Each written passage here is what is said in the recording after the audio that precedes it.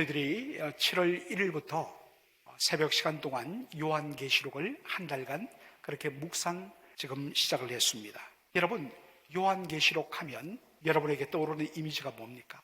그것은 종말과 말세, 그때 일어날 심판, 그리고 무서운 공포스러움. 과연 내가 이 믿음을 지킬까? 혹여 내가 이 믿음을 잃어버리면 나는 영원한 심판을 받을 텐데, 이러한 공포스러움, 무서움, 이것이 많은 분들에게 가지고 있는 요한계시록의 이미지입니다.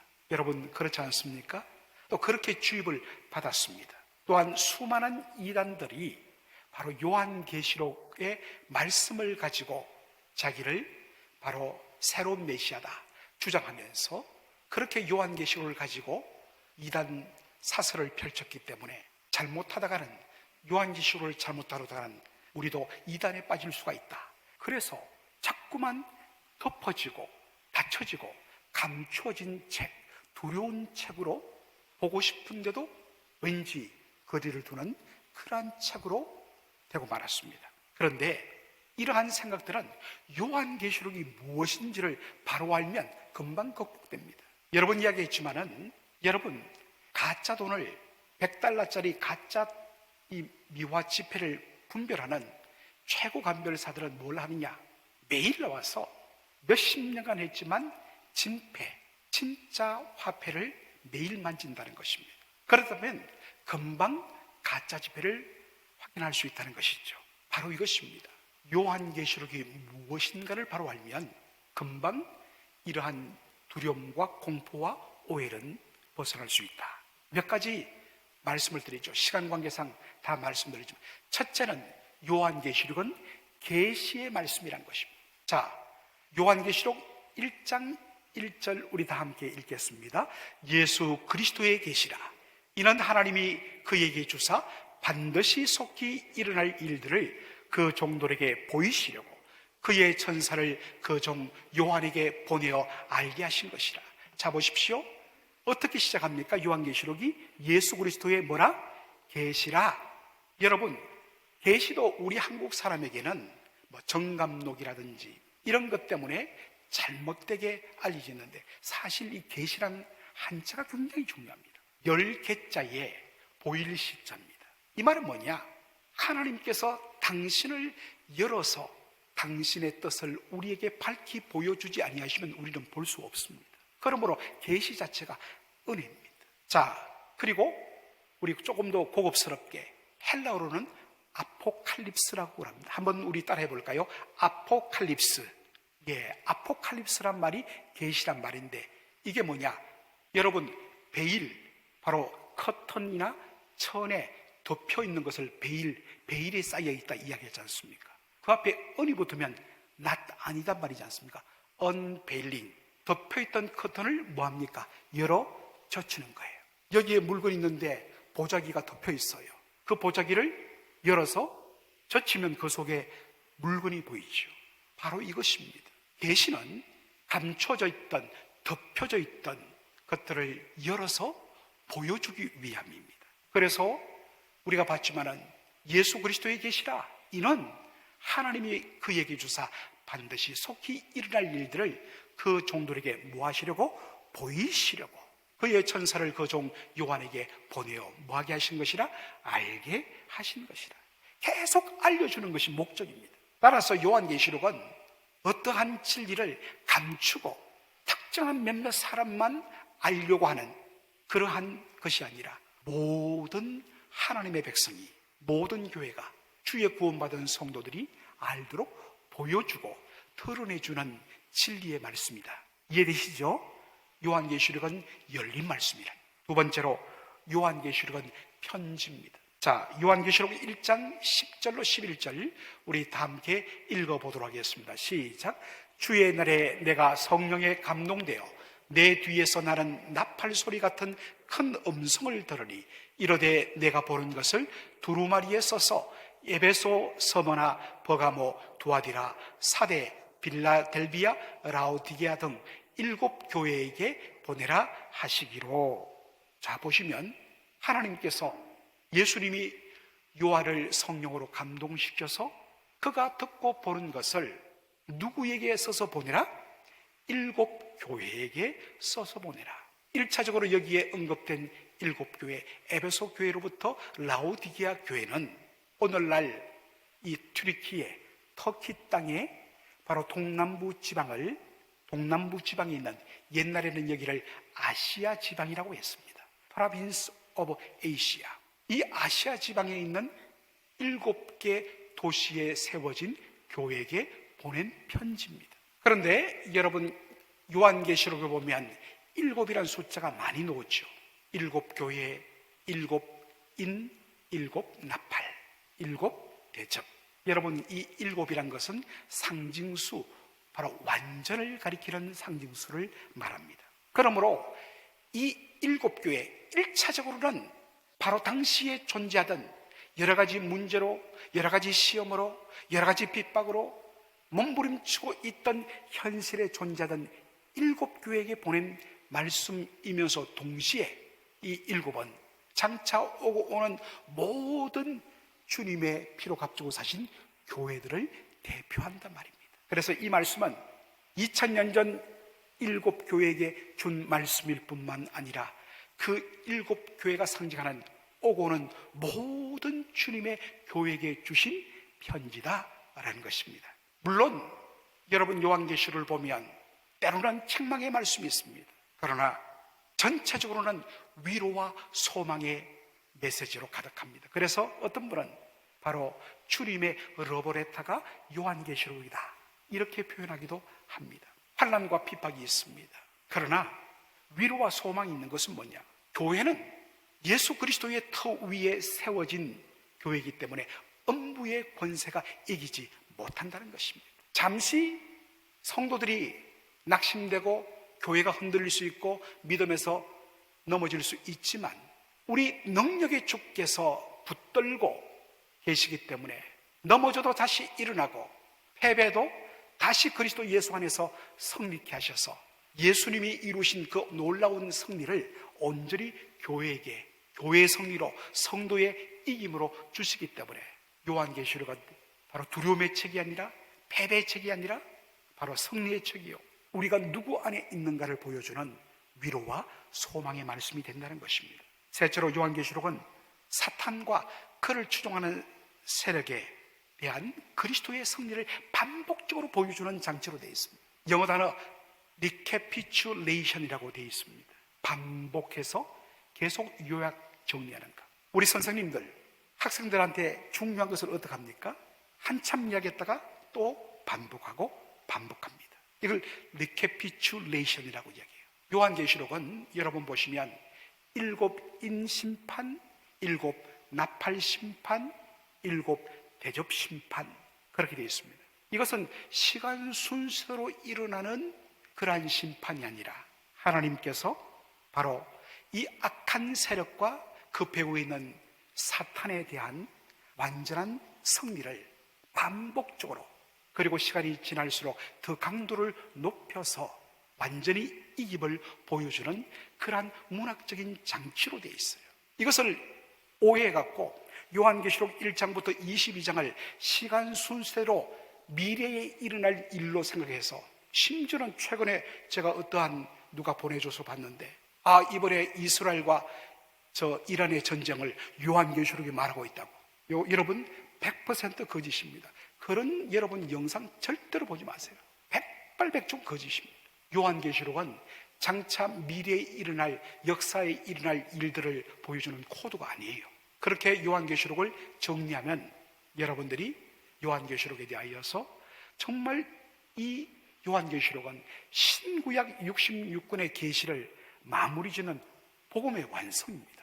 요한계시록을 바로 알면요, 복음과 하나님 나라의 그 충만함으로 감당할 수가 없어요. 사실은 2021년 9월 달에 한참 팬데믹이 진행되던 그때에, 모여서 겨우 예배만 드리고 흩어지던 그때에 하는 수 없이 성도들에게 성경부를 가르치고 싶은데, 그래서 줌이라는 온라인 방식으로 성경부를 개설했습니다. 막 어르신들이 들어오지를 못해갖고 공부하는데 막 계속 전화 울리고, 그런데도 했습니다. 그때 개설했던 것이 요한계시록이에요. 너무 아쉬웠어요. 왜냐? 줌으로 하다 보니까 시간도 제한되어 있고 집중이 안 되다 보니까 너무 아쉬웠어요. 한 100페이지 가까이 교재를 직접 만들었습니다. 그래서 사실은 이번 가을 학기에 제가 한번 개설하자라고 마음먹었는데 하나님께서 먼저 회복해라. 그래서 내년 봄으로 제가 연기를 합니다.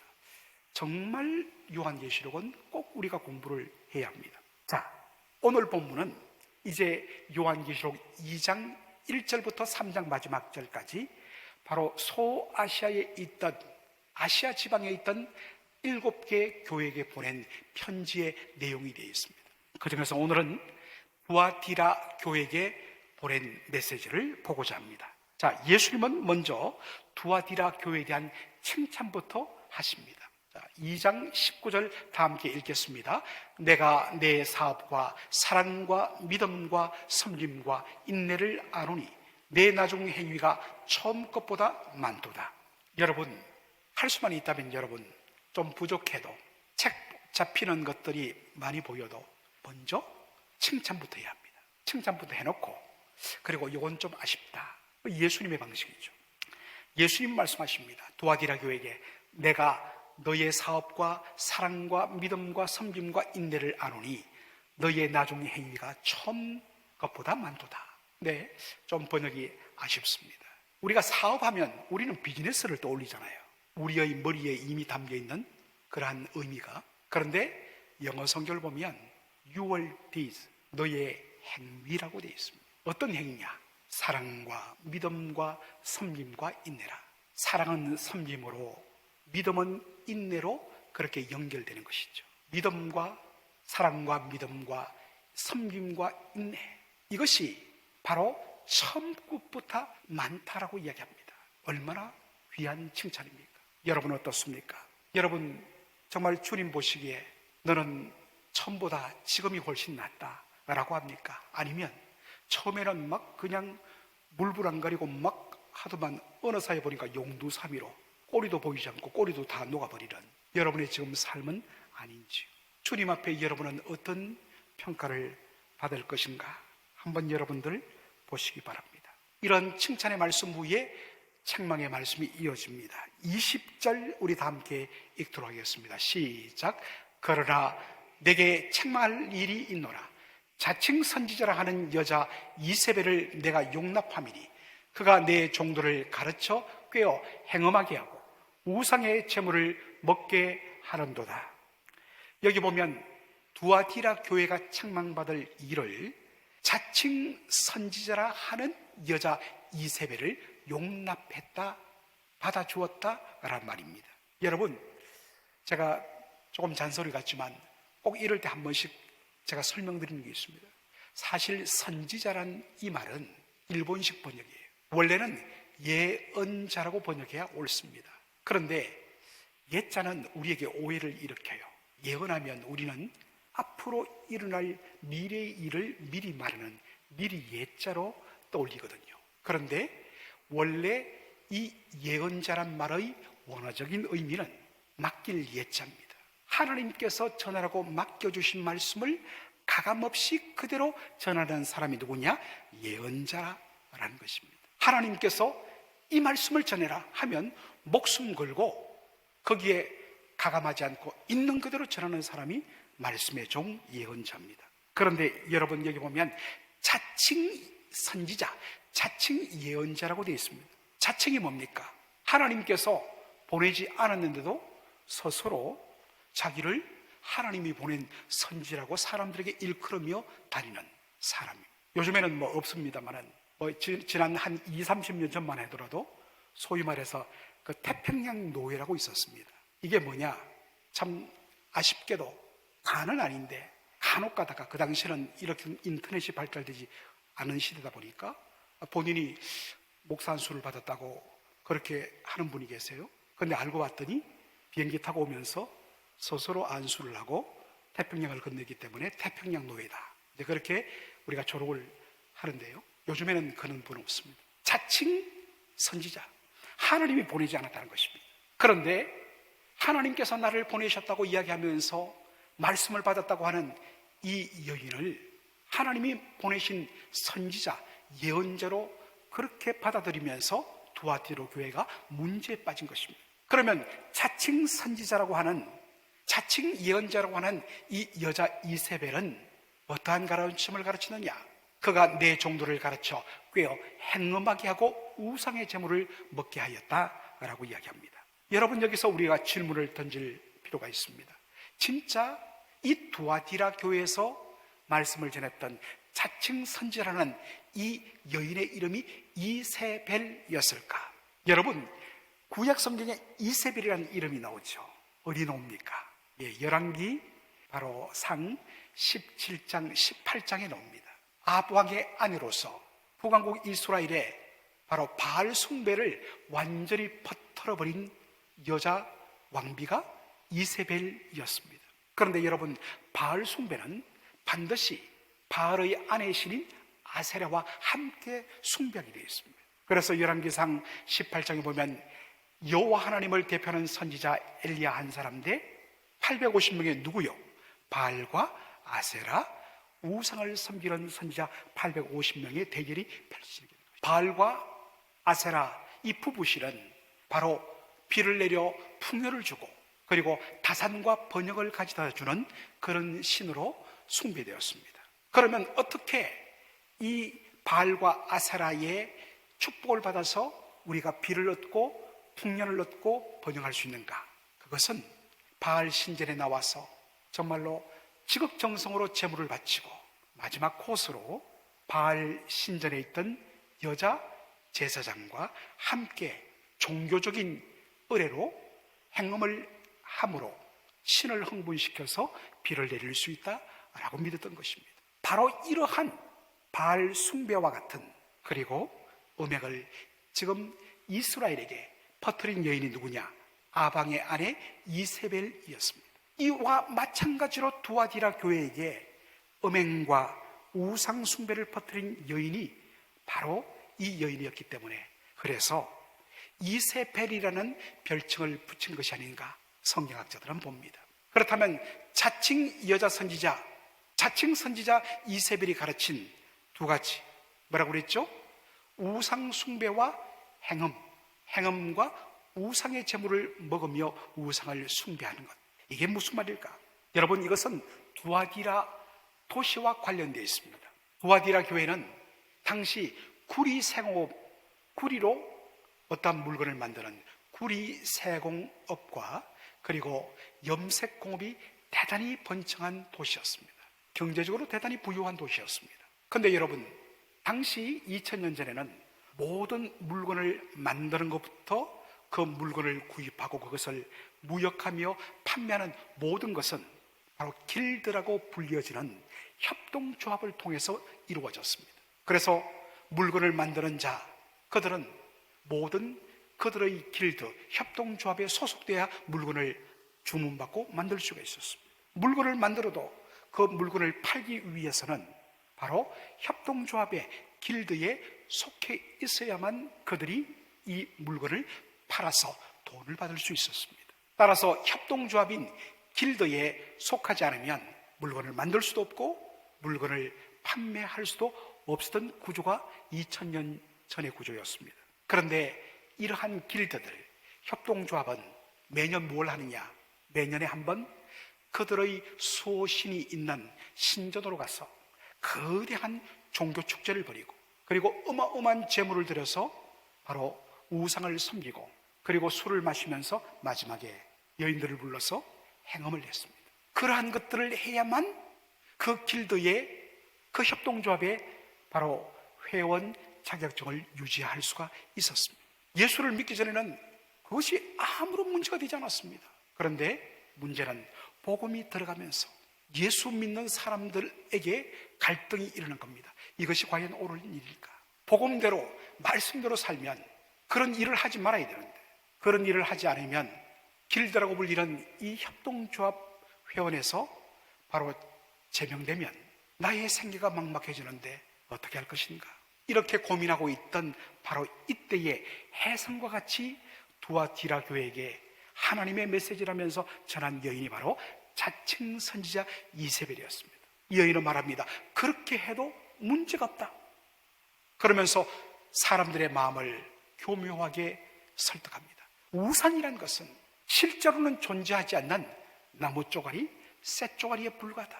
그러니 그 우상에게 드려진 재물, 고기 덩어리에 불과하다. 그러면서 이야기합니다. 중요한 것은 우리의 영혼이다. 영혼. 우리가 하나님 앞에 서는 것은 우리 영혼이지 육신으로 하나님 앞에 서는 것 아니야. 그러니 어차피 썩어질 몸인데 우리 영혼만 잘 보존한다면 큰 하나님 앞에 문제가 없을 것이라고 그렇게 가르쳤다는 것입니다. 이렇게 해서 갈등을 빚는 성도들에게 우상 숭배의 정당성과 그리고 음행에 대한 합리화를 부여한 것입니다. 그리고 말합니다. 목구멍이 포도주인데 살기 위해서는 그들도 다 감수하고 길드에 머물러 있어야 하지 않겠어? 그리고 말합니다. 주일날 우리가 예배로 모일 때 하나님 앞에 용서를 구하고 정성을 다해서 우리가 예배를 드리면 하나님 다 용서해 주실 거야. 얼마나 마음의 위로가 됐는지. 그래서 두아디라 교회 많은 성도들이 그러한 가르침을 따라 행했다는 것입니다. 예수님께서는 먼저 이 자칭 선지자 이세벨에 대하여서 책망을 하십니다. 회개할 기회를 주시지만 회개하지 않는 그를 책망합니다. 그래서 요한계시록 2장 22절에 이렇게 이야기합니다. 볼지어다 내가 그를 침상에 던질 터이요. 여러분, 침상이란 것, 이때 침상이란 것, 피곤함을 쉬는 그러한 침상이 아니라 바로 병상을 뜻해요. 다시 말해서 끝까지 회개하지 않고 고집부리는 이세벨을 바로 완전한 죽음에 이르게 하겠다라는 말씀입니다. 다시 일어나지 못하도록 만들겠다라는 것입니다. 오늘 이 말씀을 보면 주님은 곧바로 심판하지 않습니다.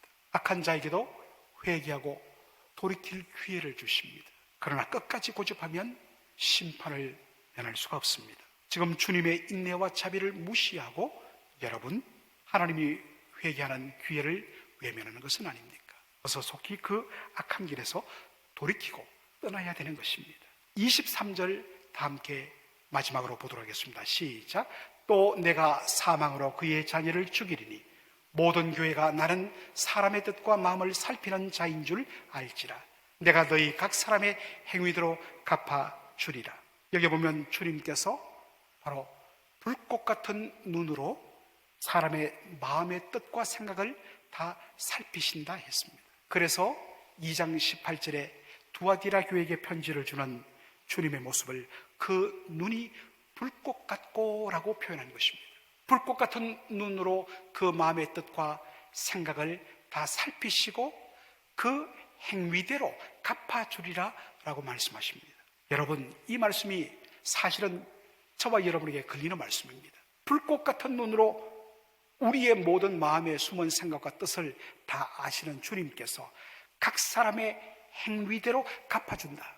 이 주님의 엄중한 심판에서 벗어날 자가 누가 있겠습니까? 그래서 사실은 이 말씀이 우리에게는 두려움의 말씀입니다. 그러나 여러분, 내가 너희 각 사람의 행위대로 갚아주리란 이 말씀은 앞뒤 문맥을 통하여 보아야 합니다. 지금 이 본문은 주님께서 한 번 더 회개할 기회를 주시는 것입니다. 심지어 누구에게까지? 자칭 선지라며 거짓을 가르친 이세벨에게까지 회개할 기회를 주시는 것입니다. 따라서 주님은 우리의 마음과 뜻과 생각을 불꽃 같은 눈으로 살피면서 진실되게 회개했는지를 살핀다는 것입니다. 진실한 회개라는 것은 그 악한 길에서 떠나는 것으로 확인됩니다. 잘못을 인정하고 통회하면서 몸부림치면서 그 악한 길에서 떠날 때 우리 주님께서는 참된 회개로 여기시고 각 사람의 행위대로 진실된 회개와 돌이킴 있는 자에게는 용서와 회복을 주신다라는 말씀입니다. 사랑하는 성도 여러분, 하나님께서 오늘도 저와 여러분의 마음을 살피십니다. 아직도 성도에 합당하지 못한 일에 대하여서 끊임없이 주께서 터치하심에도 불구하고 내려놓지 못하는 부분이 있습니까? 주님은 여러분의 마음의 뜻과 생각을 불꽃 같은 눈으로 살피시는 분이십니다. 그 주님 앞에서 결단하고 그 악한 길에서 돌이키는, 그래서 생명 얻는 회개의 은혜를 맛보는 저와 여러분이 되기를 주의 이름으로 축원합니다. 아멘. 아버지 하나님, 은혜와 사랑을 감사드립니다. 오늘 요한계시록, 아버지 하나님, 이 짧은 시간 동안 요한계시록의 전체 내용과 함께 부아디라 교회에게 주신 말씀을 살피게 하여 주시니 감사합니다. 불꽃 같은 눈으로 우리를 보시는 주님 앞에 두렵고 떨리는 마음으로 하나님 그 죄악됨을 인정하고 그 악한 길에서 떠나고 결단하는, 그래서 주님께로부터 칭찬받고 주님이 주신 참된 생명의 복을 누리는 저희 모두가 되게 하여 주옵소서. 아버지 하나님, 우리를 합리화시키려는 다양한 유혹과 그리고 사탄의 속삭임이 있는 이때에 말씀의 진리로 결단하고 주 앞에 굳건히 바로 서는 저희 모두가 되게 하여 주옵소서. 예수님의 이름으로 기도합나이다. 아멘.